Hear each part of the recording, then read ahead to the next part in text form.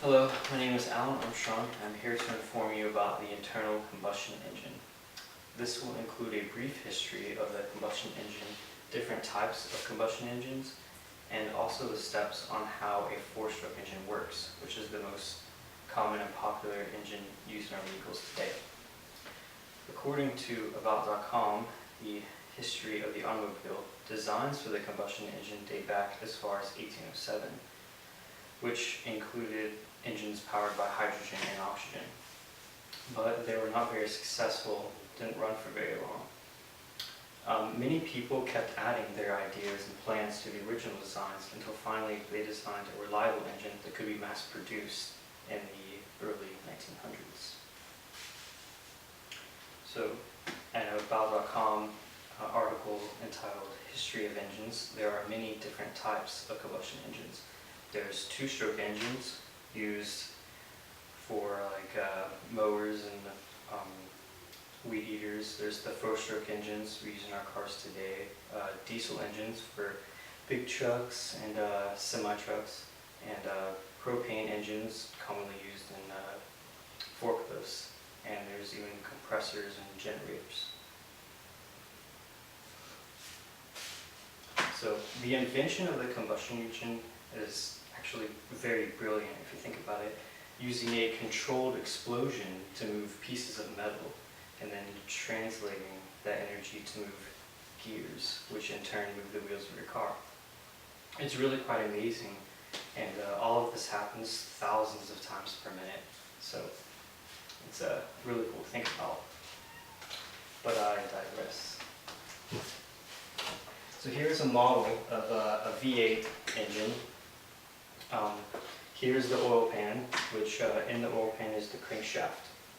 And attached to the crankshaft are rods which hold the pistons. And the crankshaft turns and moves the pistons up and down.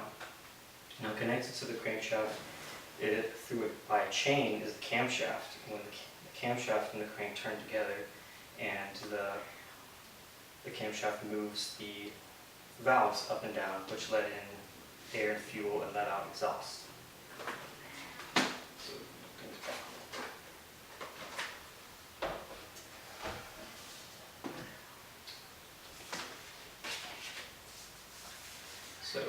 And if the fuel and air within the engine are not balanced correctly, it can cause a dangerous situation. So on OSHA.gov article entitled Internal Combustion Engines as Ignition Sources, increasing the fuel-to-air ratio can cause pre-ignition.